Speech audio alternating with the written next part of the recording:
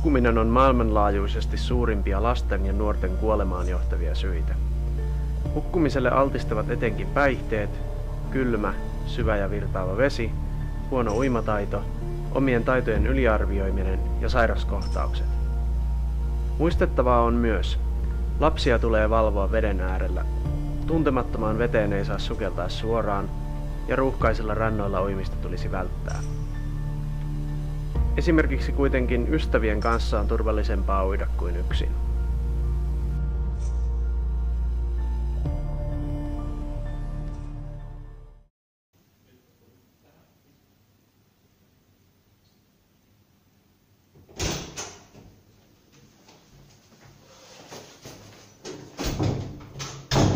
Missä se Matti on? Sehän piti olla jotain. Se pisti mulle äsken viestiä, että se tulee pari minuuttia myöhässä. Okei. Mä voisin kyllä mennä jo etukäteen tuonne altaalle päin. Joo, no mä jään ottelemaan, että mä avaan ton oven tosta, niin se on lukossa. Joo.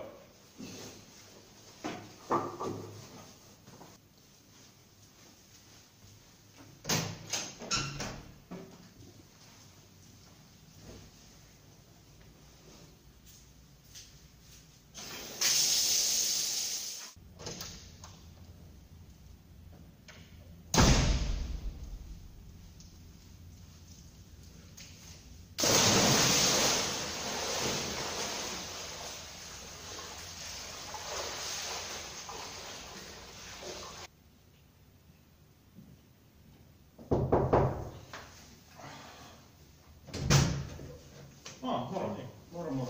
Simo menikin jo altaalle. Joo. Se ei paljon auttanut mies otella. Okei. Kylmä vesi vaikuttaa lihasten toimintaan ja raajat eivät enää toimi yhtä hyvin kuin normaalitilanteessa. Tällöin ketteryys ja käsien puristusvoima heikkenee, eikä uhri kykene enää kunnolla uimaan tai nousemaan takaisin esimerkiksi veneeseen tai reunalle. Suurin osa hukkumisista tapahtuu järvissä, lammissa ja joissa. Suomessa vesien lämpötila on melko alhainen kesälläkin.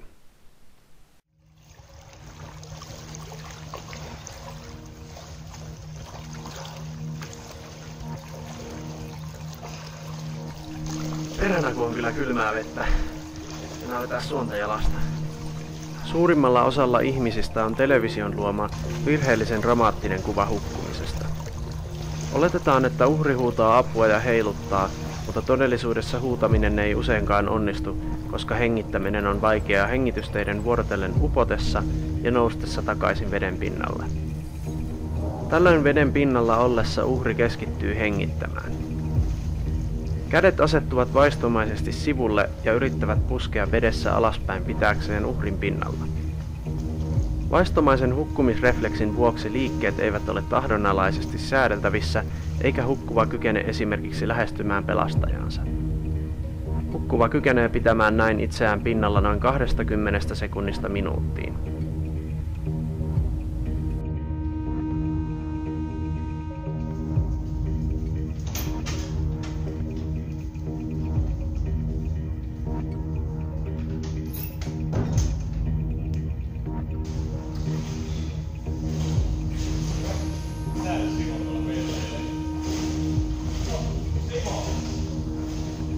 Onko kaikki ok?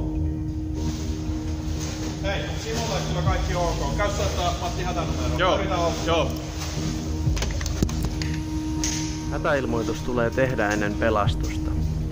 Jos pelastajia on 2, tulee toisen soittaa hätänumeroon ja toisen lähteä pelastamaan. Hätäilmoitusta tehdessä tulee kertoa tarkka osoite ja kunta. Sinun tulee vastata esitettyihin kysymyksiin ja toimia annettujen ohjeiden mukaisesti. Lopeta puhelu vasta, kun sinulle on annettu lupa. Mikäli tilanne muuttuu, soita uudelleen hätänumeroon.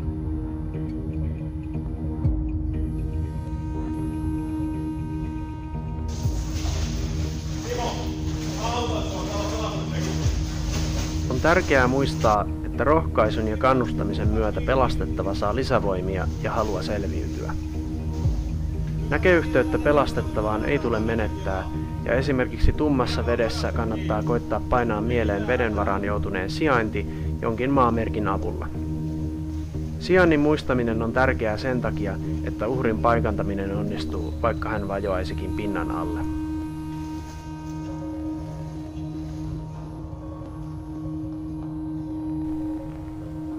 Hyvä muistisääntö vedestä pelastamiseen on HRAP.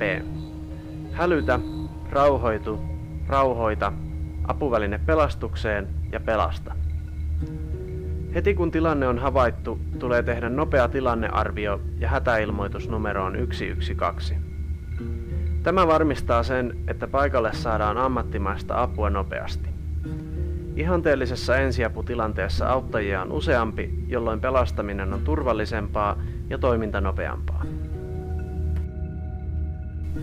Tilanteen arvioiminen ennen veteen menoa on ensiarvoisen tärkeää, jotta pelastajasta ei tule toista pelastettavaa. Omaa uimataitoa ja olosuhteita tulee arvioida kriittisesti ja kannattaa pitää aina mielessä, että yksi uhri on vähemmän kuin 2 uhria. Pelastettavaa ei saa enää päästää irti kuljetusotteesta, kun hänet on siihen kerran saatu. Reunalle nostaminen tapahtuu niin, että ensin poistetaan mahdolliset apuvälineet pelastettavan ympäriltä ja kädet vedetään kyynärpäitä myöten reunan yli kämmenet päällekkäin. Tällöin käsistä on helpompi pitää kiinni yhdellä kädellä, kun itse nousee vedestä.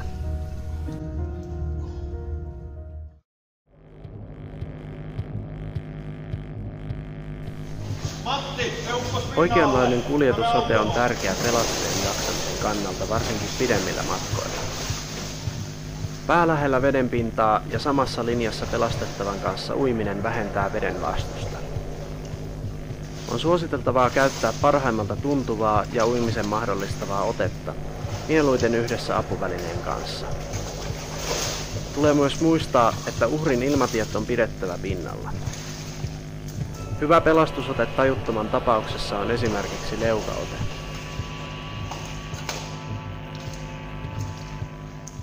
Aseta elvytettävä kovalle, joustamattomalle alustalle selälleen. Avaa hengitystiet. Tunnustele poskella, kulkeeko ilmavirta ja katso, liikkuuko rintakehä. Mikäli epäröit hengitystä, aloita elvytys 5 puhalluksella.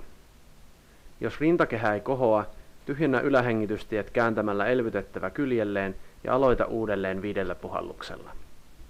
Jatka normaalilla painelupuhalluselvytyksen kaavalla 30 painallusta ja 2 puhallusta. Jatka kunnes elvytettävä virkoaa, voimasi ehtyvät tai ammattihenkilökunta antaa luvan lopettaa.